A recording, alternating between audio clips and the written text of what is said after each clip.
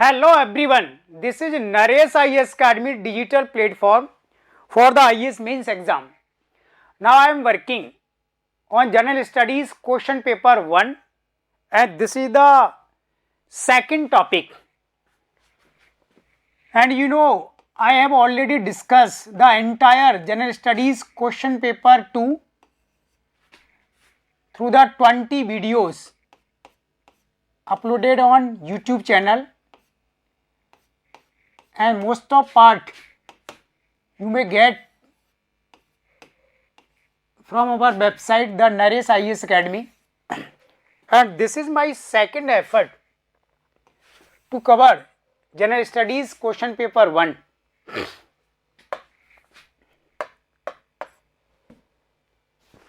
You may contact for offline classes and answer writing session.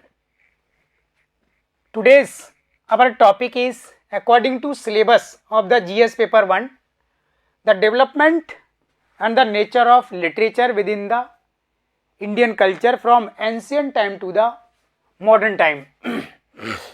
So this is the development of literature.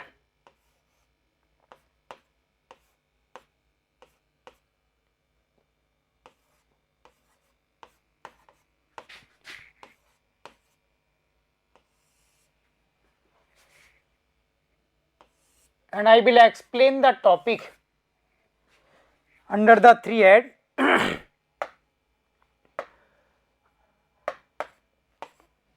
One is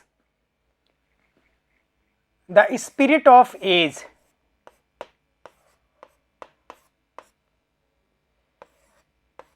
Spirit of age, how much it is seen in the literature. Second, how the literature helps for the reconstruction of history.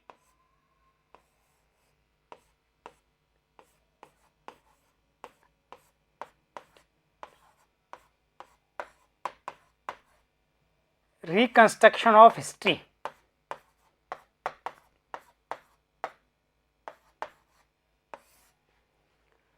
And last is the imperial literature or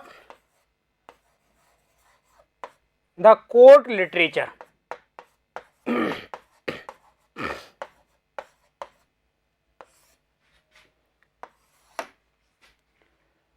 We have to understand the topic under the 3 categories: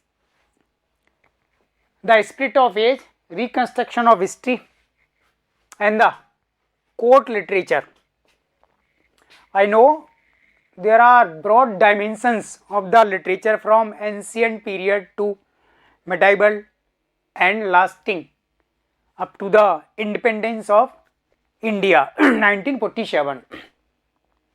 But simply I want to explain some approaches or hints for covering the topics, and this may be very helpful for answer writing.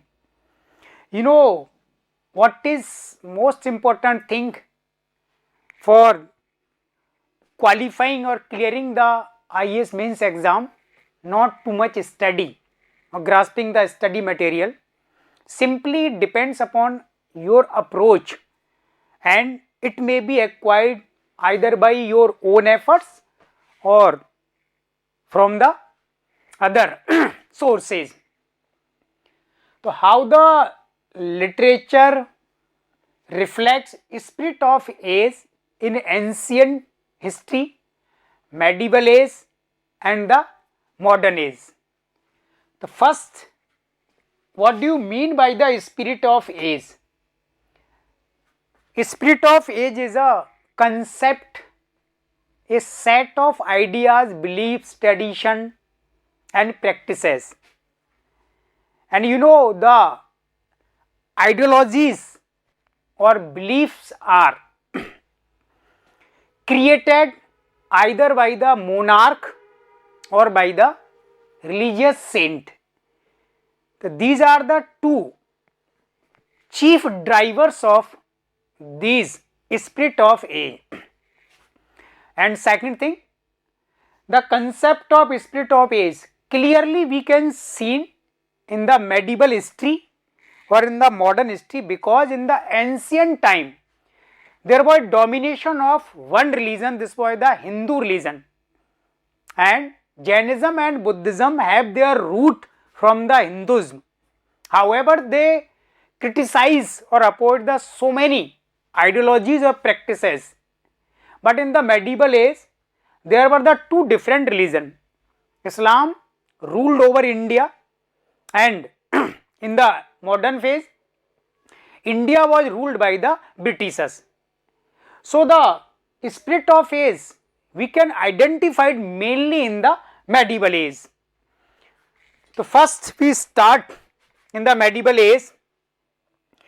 Spirit age, the drivers of the spirit of age in the medieval period, this was the main part created by Sultan of Delhi Sultanate or the Mughal emperors.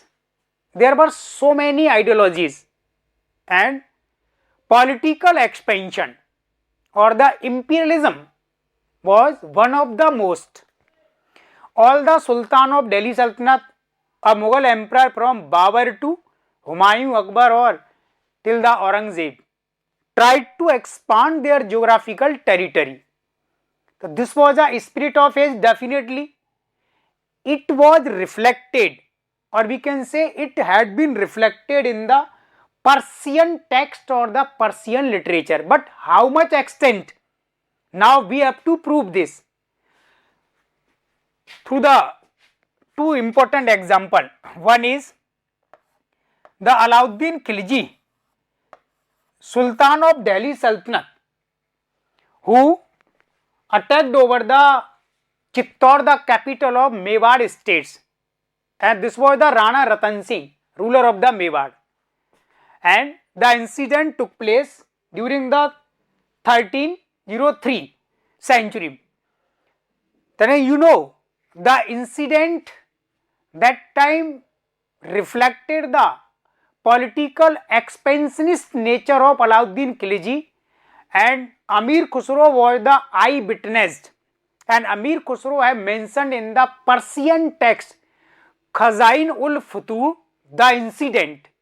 So this is a one point of spirit of age, the political expansion, definitely it was exist that time. And same, the second incident, Mughal Emperor Akbar attacked over the Mewar state, and this was the battle of Haldi Ghati between Akbar and Maharana Pratap, ruler of Mewar, and that time this was the Abul Fazl, the courtier of Akbar, the eyewitness, and who have clearly mentioned the incident in his Persian text, the Akbarnama. So then now we can prove this. So these are the two important Persian texts, the text of Amir Khusro and the text of Abul Fazl. So it will increase the quality of our answer if we are quoting these facts. Second thing, there may be some exception of this spirit of age. For example, the Alauddin's invasion over the Chittor, it was later on mentioned by the some Persian authors in their text. For example, Ziauddin Varni was not contemporary to Alauddin Khilji, and Ziauddin Varni during the Firoz Tughlaq, he wrote the Firoz Tarikh-e Firoz Shahi and Fatwa-e Jahandari, or where he mentioned this invasion, and same the Alauddin's invasion over Chittor was mentioned by the Malik Muhammad Jaisi in 1540 during the Sher Shah Suri. Then this was a large gap between the Chittor's invasion of Alauddin and the Malik Muhammad Jaisi duration. So how the Malik Muhammad Jaisi acquired these information or mentioned in his text Padmavat. So then you have to understand the spirit of age either created by the different monarch, and it may be a political value set of ideas in the form of political expansion or the imperialism. Okay. Second waves of spirit of age created by the religious personalities like the Bhakti saint and Sufi saint in the medieval age. Bhakti and Sufi saint that time spread or preached the ideology of monotheism than the polytheism, and they spread the path of devotion than any rituals, religious ritual. So then they criticize any kinds of discrimination either on the basis of caste within the Hinduism or within the Islam, difference between the Sunni and Shias, and they provide respect to the women's that time. Then this was the another spirit of age, the concept of monotheism and social harmony between Hindus and Muslims, and the unity or equality among the peoples irrespective of caste, religion and the classes. And this have also some exceptions. There were some orthodox or radical peoples in both Hinduism and Islams, and they criticize and they try to stop the effort of Bhakti and Sufi saint.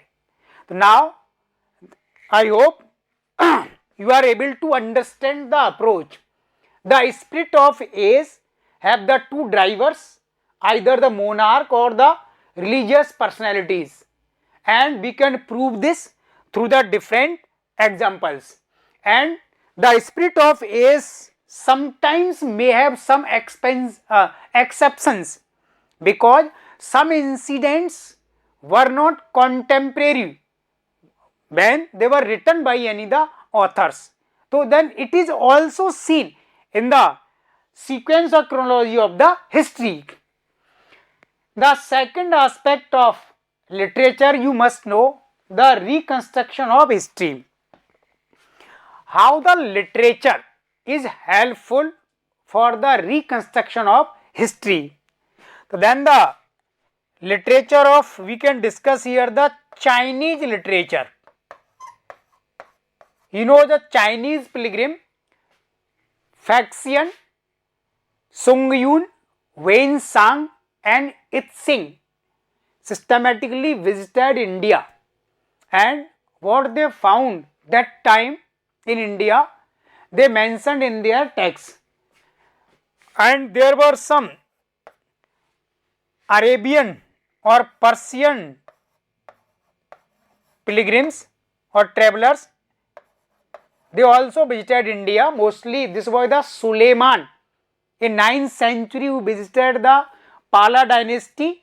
That time this was the Devpal important ruler, and Suleiman mentioned Pala kingdom as the Ruhama, and who have praised the Devpal. And Suleiman also visited the Rashtrakuta South Indian dynasty, and who praised the Amoghbars, ruler of the Rashtrakud, and who placed the Amoghbars the fourth important or one of the most important rulers in the world, and who also praised the Mir was ruler of the Gurjar Pratiyar. And second Arabian traveler was the Al-Masudi, who visited India in 10th century and who praised the efforts of Rashtrakuta king, the Indra III and the Krishna III. And also this was the Al-Biruni, who was the eyewitness of Mahmud Ghazni's invasion over India.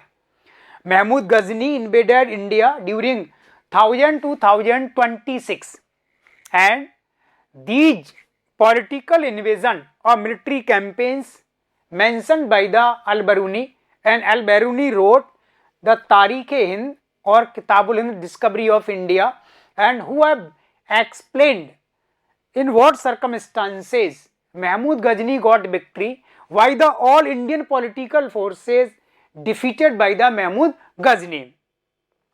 And in the last, the Greek literature, mainly Megasthenes, the courtier or ambassador in the court of Chandragupta Maurya, wrote the Indica, and that time this was the Kautilya, prime minister of Chandragupta Maurya, who wrote the Arthashastra. And after the Megasthenes, the Arian, Strabo, Pliny wrote the natural history, Ptolemy the geography. So many texts are available. So this is the factual information. Now we have to convert this information for a point of view of the mains exam. How the Chinese literature or information of Chinese pilgrims useful or helpful for the reconstructing the history, and as well as the Arabian or the Greek information. So now we have to understand construction of history means what? The history which was drawn or created by the monarch systematically, and the reconstruction of history means the history which is written down by some historians, scholars and the intellectuals through the different sources. So that is why here we can use the Chinese, Arabian or Greek sources for the reconstruction. But how much limit? It has its limit. Chinese traveller Faxian or Fayan visited India in the 5th century and who stayed in the court of Chandragupta II Vikramaditya, the Gupta rulers.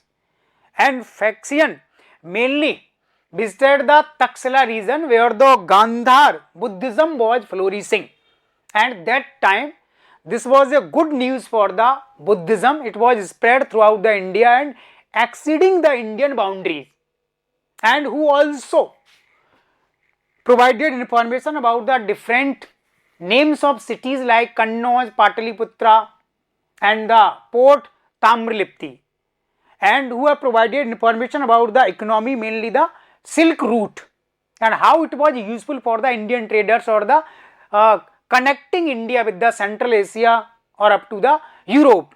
And same, the Wensang visited or followed the path of Faxian in the 7th century. Wensang visited the court of Harshvardhan and who stayed in the court of Harshvardhan, and Wensang in 7th century written down that the Buddhism was declined in the Taxila region which was flourishing at the time of Faxian. And Wensang also mentioned the contemporary political circumstances of Harshvardhan. That time this was the Sasang ruler of Bengal, Bhaskar Burman in Assam, and this was the Pulkesin II Chalukya of Badami rulers, and in the far south Pallav ruler Narsingh Burman I and the Narsingh Burman II.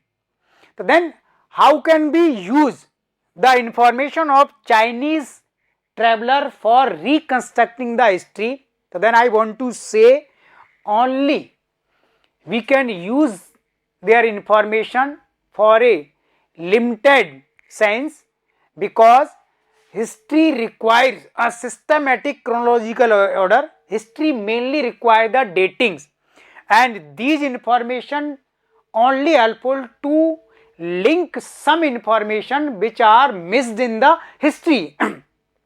We can draw some datings through the sources, and we can take help to understand the position of different cities, names of cities, and the position of seaport or the harbors or the political circumstances that time.